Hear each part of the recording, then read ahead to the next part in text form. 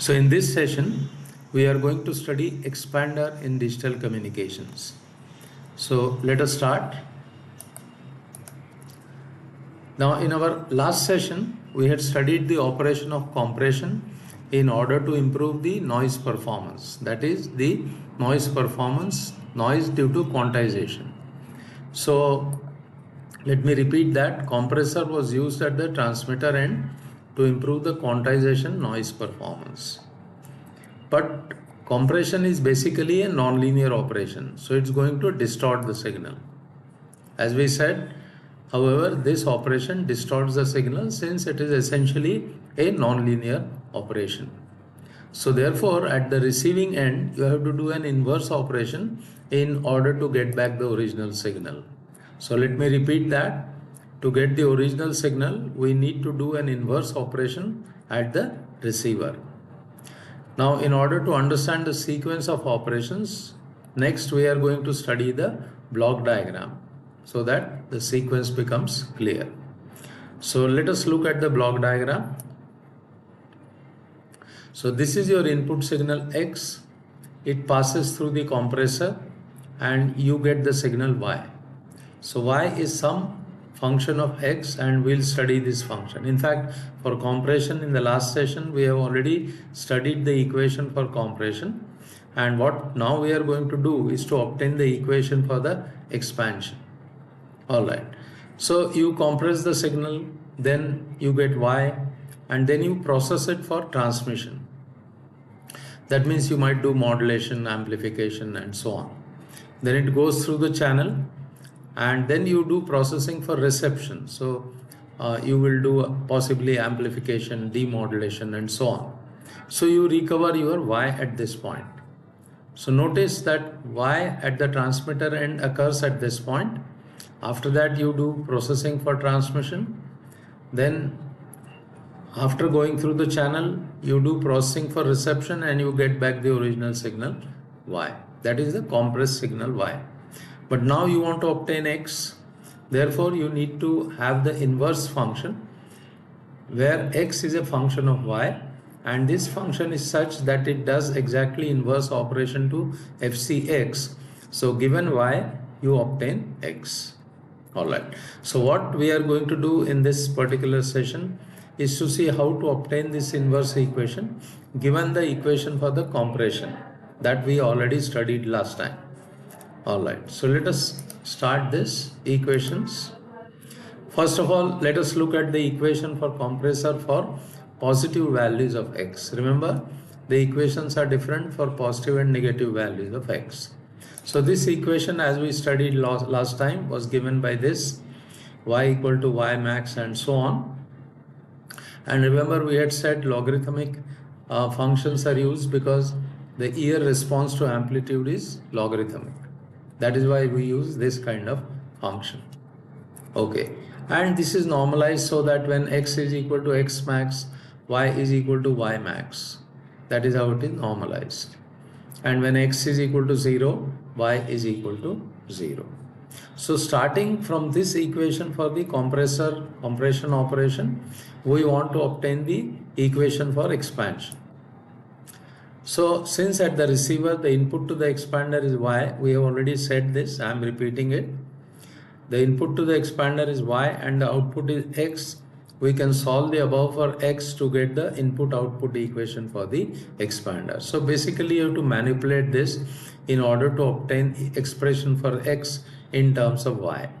So the details you can do yourself, but when you go through this, you will get X as a function of Y, and this is the expression that you will obtain, and this is the inverse equation that we wanted.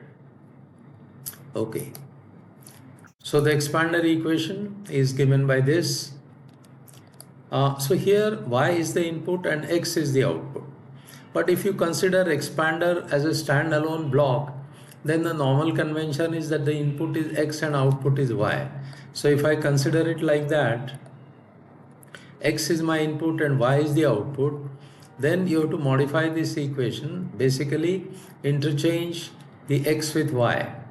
So if you do that, you will get the equation for output of the expander in terms of the input, So that is in place of x max by mu, you have y max by mu.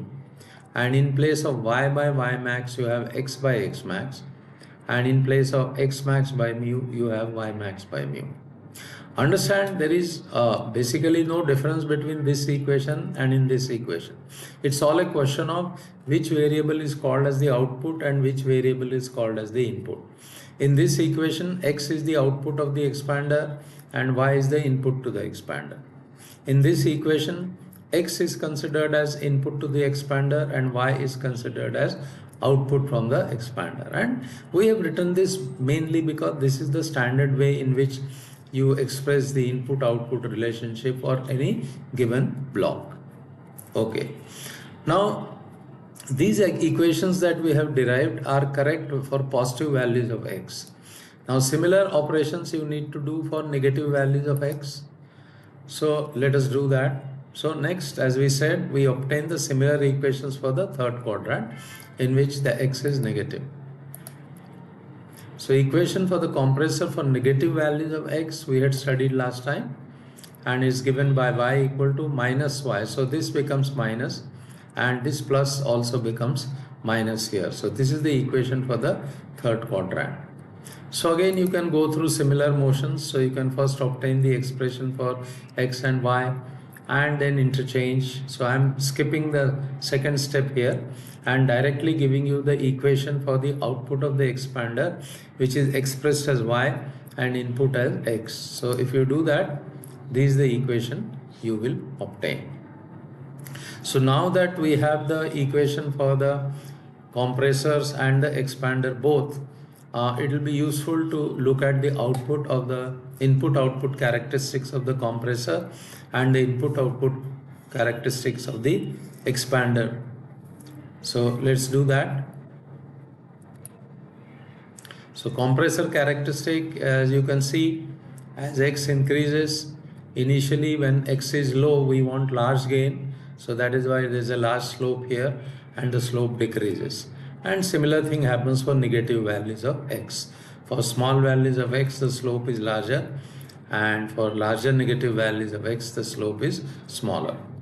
And we expect exactly inverse characteristic for the expander, where you will expect small gain for smaller values of x and large gain for the higher values of x. So if you plot that input-output characteristics which we had described by the equation, you will get something like this. Note here that this x was changing from -5 to +5 and y was changing from -10 to +10. And here the output of the compressor is given to the input of the expander after going through all the processing. So the input to the expander is from -10 to +10 and the output, as you can see, ranges from -5 to +5. So you essentially recover your x signal at the output of the expander. And you can see here that for small values of x the gain is low and for high values of x the gain is high. So in this session we have revised the compressor characteristics and then we have understood what is the expander characteristics, looked at the equations for both and looked at the input-output characteristics for the compressor and the expander. And that's all in this session.